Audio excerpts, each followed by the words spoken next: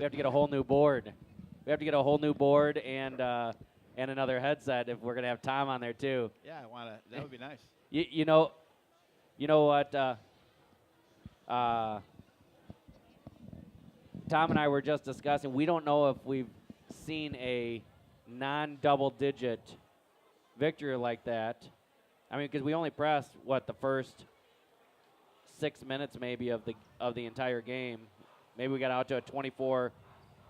It was only 22-0 at the end of one quarter, so Right. we didn't press after that. No, the kids just do a real nice job. I mean, half-court defense, and we're not going to show any team up. So once you kind of build a lead, then you tell the kids, hey, we're just going to play it out and try to just work on some things. But we're just a really strong team. I mean, you can see all over the place, whether it's Cam or Jack or Evan, Will, Steve. Oh, my goodness. Schmitty, Dylan. I mean, Kendall. We've got a lot of kids that can score. So it's a tough team. You know, if you're trying to guard us, we played an inter-squad game this week, and I just watched. Right. Let the leaders lead. There's just a lot of weapons out there. So, that's why I think down the stretch, hopefully we're just the kind of team that is going to be tough to turn off all the weapons.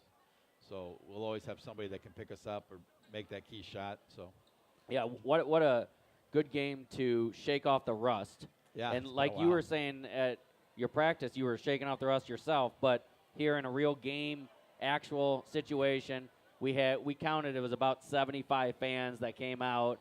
So not super high attended by the Norseman fans, maybe more on watching us online. But you really shook off that rust, and you could look good for the most part. We didn't do stats tonight because my stat keeper was left at my church, and so I got to do stats afterwards. But I bet our shooting percentage was way up there because we had a lot of layups. A lot of layups. That always helps your shooting percentage. Always helps. Yeah. No, I think I told the kids yesterday, I mean, this is the stretch that you play for. You got the Little 10 tournament. Of course, you want to win that. And then right after that is going to come up regional. And so I told them, and you're starting to see more publicity about us being a pretty good team. Some people are starting to rank us number 1 or in the top 2 or 3. And I said, no secret anymore. We play some very good teams. We've beaten some very good teams, and we have a good record. People know we're a real strong team. So you're going to have a target on your back, and let's just make sure that as you get into February 7th, you're better than you were February 1st. And definitely. 14th, you're better than you were the 7th. So that we just never – that's the team that won state. We got to a point that just every game we just got better and better and better and better. And we've seen that consistently over the many years that you have coached. Usually you're getting your teams moving forward almost like a snowball where they are playing at their highest level during the playoffs, which is obviously what you try to get them to. But we've seen that year after year, even with that championship team, like you were saying. We have won the tournament 18 times. We have been in the championship game 25 times. So to get a 19th win would be tremendous, and obviously get even a 26th time in the championship would be tremendous. Are we anticipating, if we can get there, that it would be Indian Creek on the other side? I mean, that's what they're the number 2 seed, obviously. Yeah, I would anticipate them. I mean, Leland Orville's a good team. They've got some kids that play hard and good players, and so you never know. At Little 10, I mean, it's last year. Samanak and us were the ones that were supposed to be predicted to play, and Hinckley came on real strong and really came on strong and beat Samanak, and gave us a great first half. We ended up winning the thing, playing a real strong second half. But yeah, you never know. Little 10. That's what I tell the kids. You're a target. I mean, every team is going to be prepared for you. Every team is going to be talking about this team's ranked number 1 in state, so they're going to be prepared. They're going to play their best basketball against you. So. Yep. You can't take anyone lightly. You can't think that they're going to fall down for you.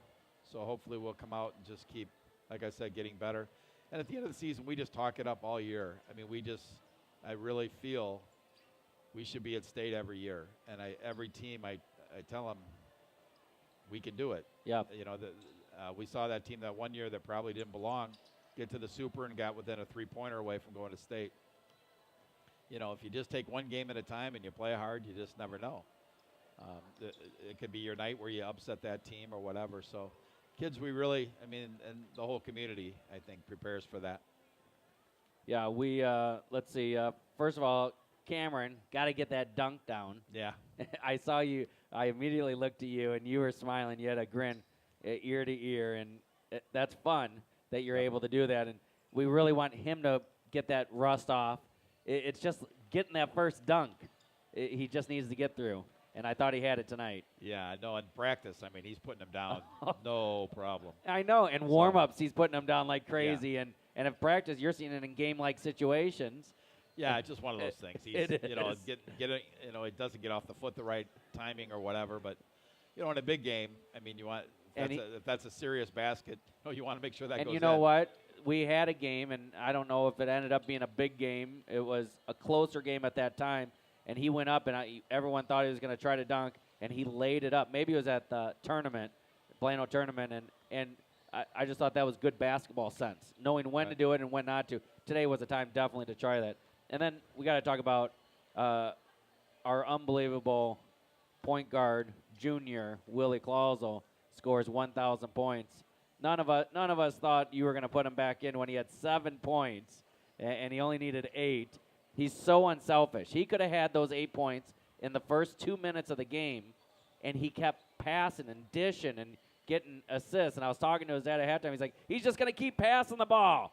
Yeah. He's never going to get it. But did he have to talk you into going back in? Well, I was just rotating. You know, at that we saw the rotation. Spot, We threw the camera over there as the kids literally moved slots over.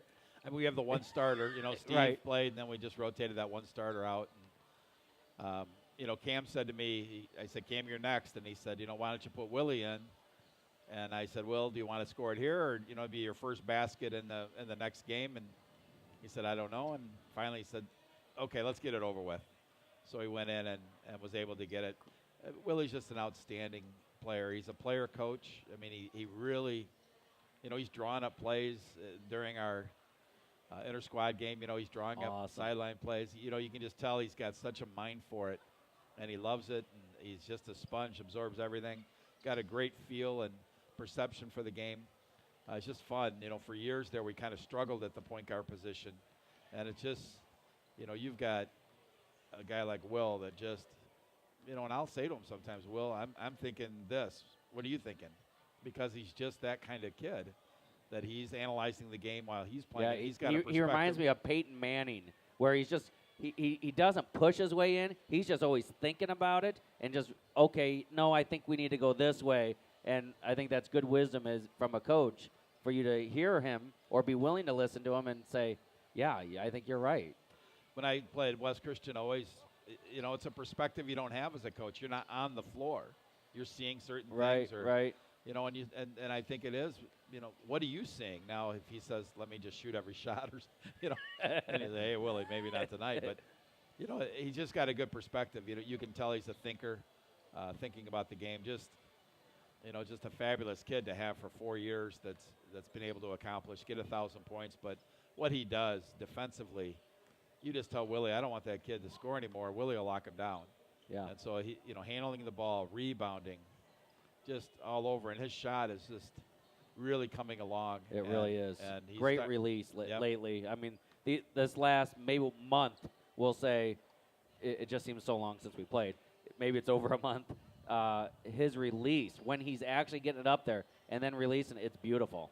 Yeah, his rotation, I was watching him tonight just hit shots and warm-ups. And, I mean, you can really see it's getting fluid. And, you know, he starts to put that together. He's a nuclear weapon. I mean, he's hard to stop. Yeah. Well, we appreciate your time, Coach. And tomorrow we'll be playing Serena or Somonauk. Serena's the favorite of these two. We haven't played either one of them. We play Somonauk first on the 12th, I think it is, when we have our Hall of Fame night. Kyle Anderson and Laura Anderson, and then your championship team. All of them will be inducted. So that means you'll be inducted into the Hall of Fame with that team. So congratulations to that. That'll be on the 12th of February. We'd welcome all of our fans to come out to that.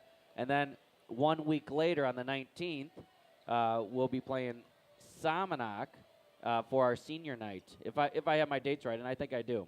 I think it's Serena we play. I mean Serena. Yeah. Salmonock is the 12th. Serena's on the 19th. Yeah, I mean the senior night's going to be a real tough one this year. I mean, Yeah.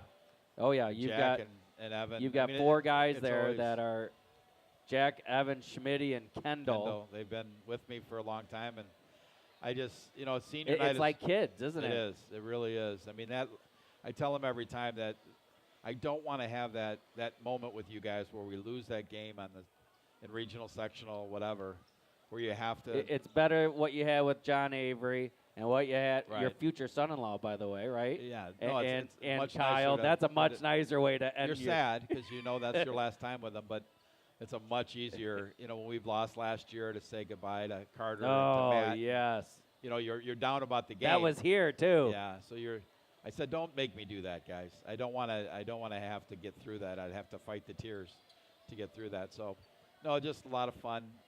It goes so fast. I tell the kids, enjoy every minute of it because it just goes so fast. You're a senior. I remember Jack, freshman playing in the super sectional, having that great game in the sectional against Chicagoland Jewish. And then, that was against Hope. It was scored against all those Hope. points. Yep. Yeah, and now he's a senior, and you just turn around and it happens so fast. Yeah, we just started broadcasting. It seems like yesterday in Sycamore, and already we're in February, and that means the playoffs start this month at the end of the month. And you're right. I mean, it just goes in a blink of an eye, and we gotta just appreciate it. And that's what we do at Newark. We love basketball, and we love our history, and but we appreciate what you've done for the program and what you continue to do for the program, and how you're caring for these kids, and obviously they care about you a lot. But thanks for. We have a lot of fun. I know there's a lot of people that are really looking forward to the regionals and sectionals. So we hope not to disappoint. There would be a very sad town if we. There would be. So we're looking forward to it. The kids are not. You just got to play one game at a time, and so regionals are in Serena. Am I right in that? And then we go to I think Otto Marquette is the host, but is it at Marseilles? Yeah. Elementary school, which is nice gym. We won the regionals there last year. Where was our sectionals last year? Here. Oh yeah, we lost to Flanagan. Yeah, thank you. That corner right there, Stevie had the shot. Well, that's what I know that wasn't the play, but when Evan had that lob tonight, we said the exact same thing. There's the play, but Willie wasn't taking it out. Willie was the decoy. Right, but Evan.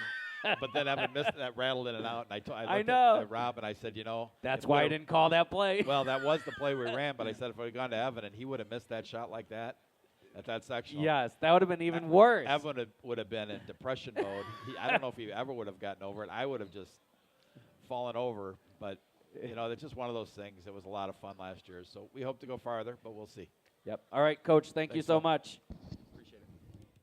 All right, well, that was Rick Tollison, head coach, Newark Norseman, and we'll be back on Thursday night where Newark will be taking on the Bobcats or the Huskers at a 5:30 game right here at Salmonock. I'm Phil Chapman for Newark Norseman Basketball. See you soon.